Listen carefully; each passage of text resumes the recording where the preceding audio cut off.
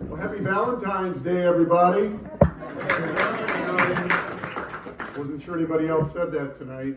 I also, on this seemingly unofficial national holiday, I would like to share a personal meet cute tale. You know, a meet cute is a story about how two people met.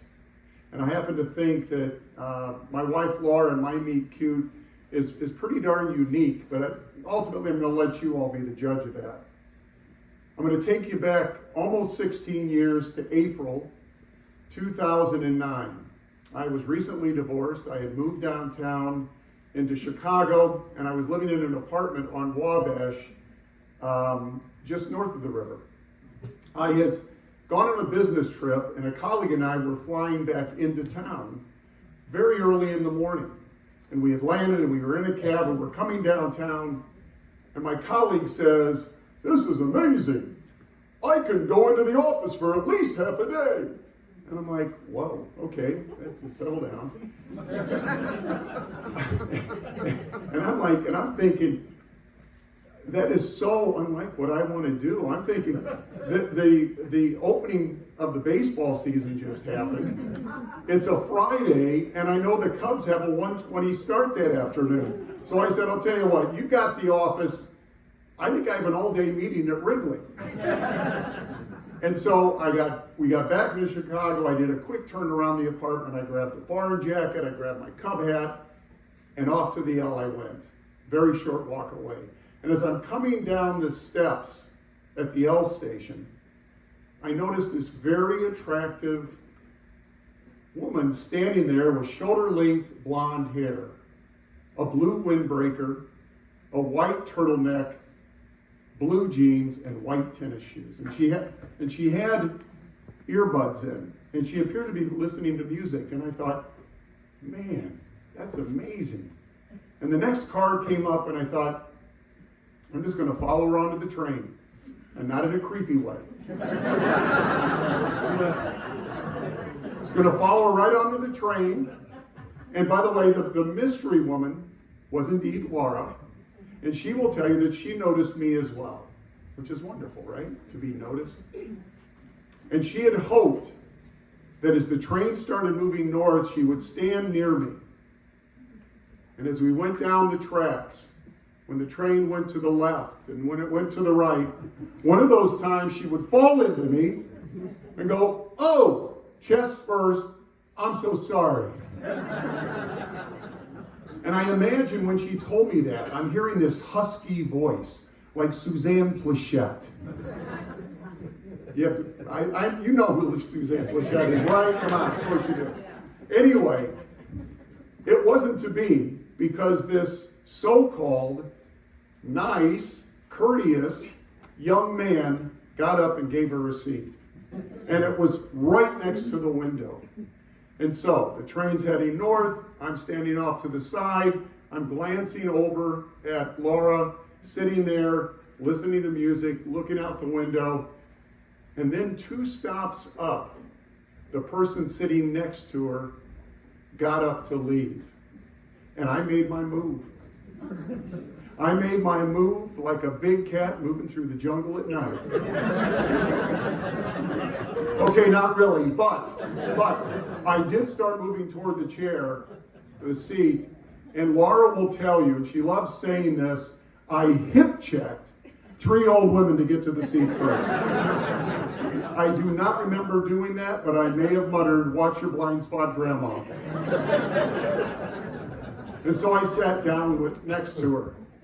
And I'm like, okay, now what? I had seen that she had pulled the earbuds out.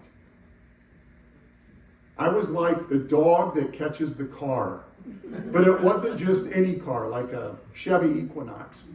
It was a red, beautifully appointed Mercedes convertible.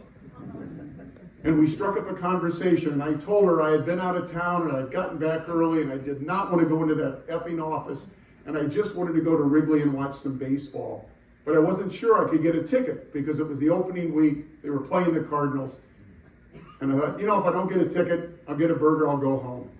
And that is when Laura said the words that changed everything forever. I'm also going to the game, and I think my friend just may have a ticket.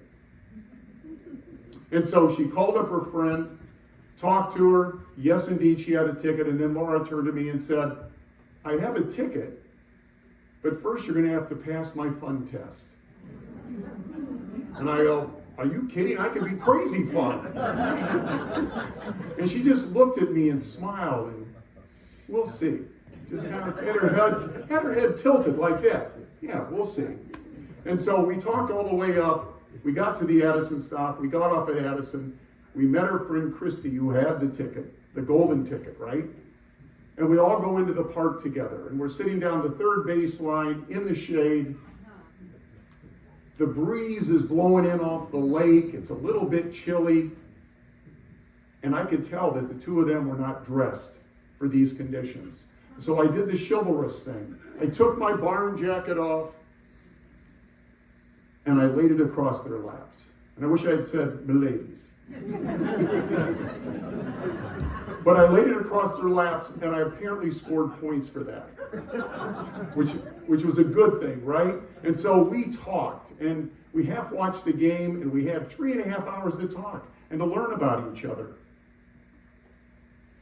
And the only thing that came up that was a little bit unsettling was that I learned that she and her family are all Green Bay Packer fans.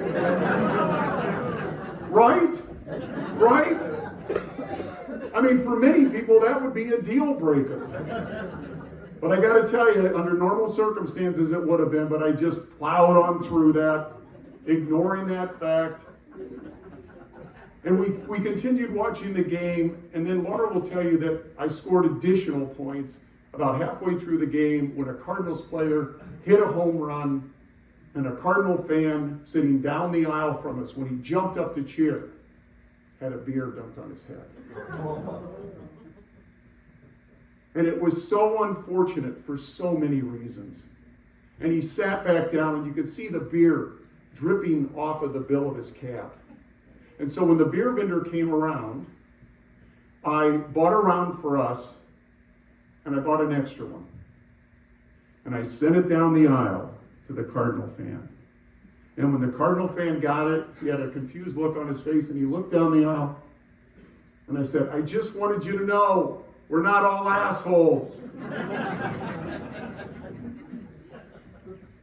So the game continued, and one of the best things of all, the Cubs won. They beat the Cardinals, which is always a effing great day. Winning, coming from behind in the eighth and winning 8-7. And when the game was over, we're leaving the park, and as we're walking out, I thanked Laura and Christy, and I said, I've got to go now. I've got a prior commitment. Laura goes, no, I'll go with you. I'll take the train back downtown. So we said goodbye to Christy. We get on the train. We talk all the way back to the Grand Stop. And as we're coming upstairs to street level, I'm thinking, uh-oh, another now what moment. Do I ask for a phone number and then call and then text? Do I get her email and send her an email? And then I go, no, that won't work. I have AOL. That will not work. Go back to number one.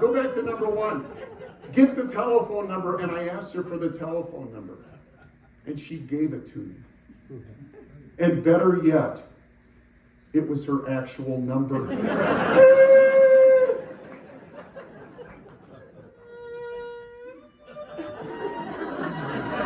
And so we hugged, we turned, we went toward our respective apartments. And then the next thing was, how long do you wait before you call? You're not supposed to call too soon because you're way too eager. You can't do, or you're pathetic, right? I didn't want to appear pathetic. So I thought, convention be damned. I called her Sunday morning. And I said, would you go out for dinner with me? And she said, yes. And we've been together ever since. And by the way, the anniversary that we celebrate isn't our wedding day, but rather April 17th, the day that we met and our paths converged. Now, I'm not a terribly spiritual individual. I'm not a terribly spiritual individual, but perhaps it all comes back to what my friend Michael Levin said when I told him about this. He said, it was fate, it was destiny, it was meant to be. You and Laura are soulmates. And then he said, there's a Yiddish term for this, Bashert. And you know what? That sounds about right.